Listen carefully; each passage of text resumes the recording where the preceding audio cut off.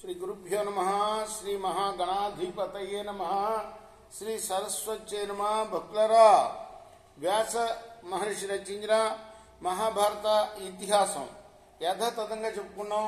ఇందులో భాగంగా నిన్నటి వరకు మనం 18 పర్వాల్లో 11 పర్వాలు పూర్తి చేశాం. ఆది, సభ, అరణ్య, విరాట, ఉద్యోగ, భీష్మ, ద్రోణ, కర్ణ, శల్య పర్వాలనే 11 పర్వాలు పూర్తి చేశాం.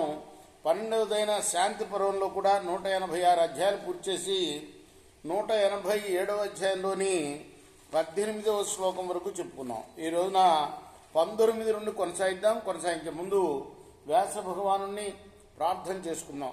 వ్యాసాయ విష్ణు రూపాయ వ్యాస రూపాయ విష్ణవే నమో వై బ్రహ్మనిధయే వాసిష్ఠాయ నమో నమః. నారాయణం నమస్కృత్య నరం చైవ నరోత్తమం దేవీం సరస్వతిం వ్యాసం తతో జయముదీరయేత్. అంజనానందరం వీరం జానకీ శోకనాశనం కపీశమక్షంతారాం వందే లంకా భయంకరం సదా నింబవృక్షస్య మూలాధివాసాత్ సుధాశ్రావిణం తిక్తమప్యప్రియంతం తరుం కల్పవృక్షాధికం సాధయంతం నమామీశ్వరం సద్గురుం సాయినాథం. సమర్థ గురు సాయినాథ్ మహారాజ్ की जय. భృగురువాచ న పంచ సాధారణమత్ర కించిత్ శరీరమేకో వహతే అంతరాత్మా సవేత్తి గంధాశ్చ రసాం శృతిశ్చ స్పశ్యంచ రూపంచ గుణాశ్చ ఏన్యే. భృగు భరద్వాజుతో అంటున్నాడు, మనస్సు కూడా పాంచభౌతికమే, అది పంచభూతాల కన్నా భిన్నమైనది కాదు. అంతరాత్మ ఒక్కటే ఈ శరీర భారాన్ని వహిస్తుంది. అదే గంధరస శబ్ద స్పర్శ రూపాలని ఇతర గుణాలని కూడా అనుభవిస్తుంది. పంచాత్మకే పంచగుణ ప్రదర్శీ సర్వగాత్రానుగతోంతరాత్మ సవేత్తి దుఃఖాని సుఖాని చాత్ర తద్విప్రయోగాత్తు నవేత్తి దేహ. పంచగుణాలని ధరించే మనస్సుని అంతరాత్మ చూస్తుంది. పాంచభౌతికమైన ఈ శరీరం అంతటా అది వ్యాపించి సుఖ దుఃఖాలని అనుభవిస్తుంది. దానికి శరీరంతో సంబంధం తొలగిపోయినప్పుడు సుఖ దుఃఖానుభవం ఉండదు.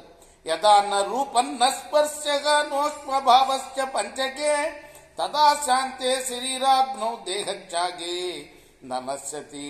పాంచభౌతిక శరీరంలో రూపము, స్పర్శ, ఉష్ణత లేని అవస్థలో అగ్ని శాంతించిన తర్వాత జీవాత్మ శరీరాన్ని విడిచిపోతుంది. కానీ జీవాత్మ మాత్రం నశించదు సుమా.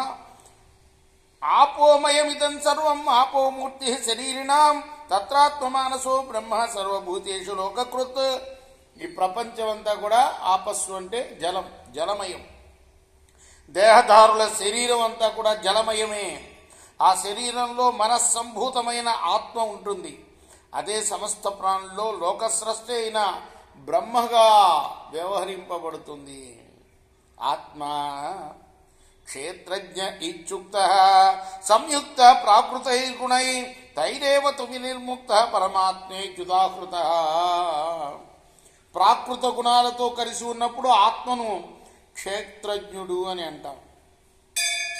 ప్రాకృత గుణాల నుండి విముక్తిని పొందగానే దాన్నే పరమాత్మ అంటాం. ఆత్మానం తం విజానీహి సర్వలోకహితాత్మకాం తస్మిన్యః సంశ్రితో దేహే బిందురివ పుష్కరే. సర్వలోక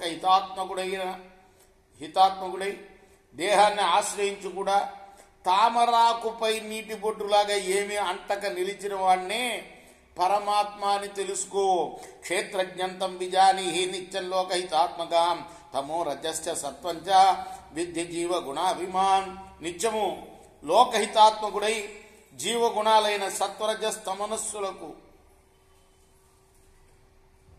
లోనైన వాడిని క్షేత్రజ్ఞుడిగా భావించు. అతడే జీవుడు సుమా. సచేతనం జీవగుణం వదంతి సచేష్టతే చేష్టయతే చ సర్వం అతః పరం క్షేత్రవిదో వదంతి ప్రావర్తయజ్జో భువనాని సప్త. సచేతనుడైన జీవుని సంబంధం వల్ల జీవగుణాలు కూడా సచేతనాలే. జీవుడు తాను ప్రవర్తిస్తూ అన్నింటినీ ప్రవర్తింపజేస్తాడు. సప్తభువనాలని ప్రవర్తింపజేసే పరమాత్మ జీవుని కన్నా శ్రేష్ఠుడని శరీర తత్వశాస్త్రాలు అంటారు, శరీర తత్వవేత్తలు అంటారు. నా జీవనాశోస్తి దేవభేదే విజయ తదాహురునృతయుజ్జ బుద్ధ జీవస్తు దేహాంతరిత ప్రియాతి దశార్థతైవాస్య శరీరభేద. దేహం నశించినా జీవుడు నశించడు. అజ్ఞానులు మాత్రమే జీవుడు మరణించాడు అంటారు. అది వాస్తవం కాదు. జీవుడు మరొక దేహంలోకి ప్రవేశిస్తాడు. శరీరం పంచభూతాలుగా విడిపోవటమే దేహనాశనం అంటే. ఏవం సర్వేషు భూతేషు గూఢశ్చరిత సంవృత దృశ్యతే త్వగ్రయ భూత్యా సూక్ష్మయ తత్వదర్శన. ఈ రీతిగా ఆత్మ సమస్త ప్రాణుల్లోనూ నిగూఢంగా కప్పబడి ఉన్నది. తత్వదర్శులు తీక్ష్ణ సూక్ష్మ బుద్ధితో పరమాత్మను సాక్షాత్కరింపజేసుకుంటారు. తం పూర్వాపరరాత్రేషు యుంజాన సత్తంబుధ లఘ్వాహారో విశుద్ధాత్మ పశ్యంచ ఆత్మనమాత్మని. మితంగా ఆహారాన్ని స్వీకరిస్తూ రాత్రి తొలిజామున చివరిజామున ధ్యానం చేస్తూ నిర్మలాంతఃకరణను పొందిన పండితుడు తనలోనే ఆత్మ సాక్షాత్కారాన్ని పొందగలుగుతాడు. చిత్తస్య హి ప్రసాదేన హిత్వా కర్మ శుభాశుభౌ ప్రసన్నాత్మాత్మని స్థిత్వా సుఖమానంచమస్మృతి. నిర్మలాంతఃకరుడై శుభ అశుభ కర్మలతో సంబంధాన్ని తెంచుకొని ప్రసన్న చిత్తంతో ఆత్మస్వరూపుడై నిలిచి అనంతమైన ఆనందాన్ని పొందగలుగుతాడు. మానసోగ్ని శరీరేషు జీవైత్యద్భిధీయతే సృష్టి ప్రజాపతేరేషు భూతాధ్యాత్మ వినిశ్చయే. ప్రాణుల శరీరాల్లో మనస్సు వెనక అగ్నిలాగా ప్రకాశించే చైతన్యమే జీవుడు. ఆ ప్రజాపతి నుండే ఈ సృష్టి ఉద్భవించిందని ఆధ్యాత్మ తత్వ నిర్ణయం.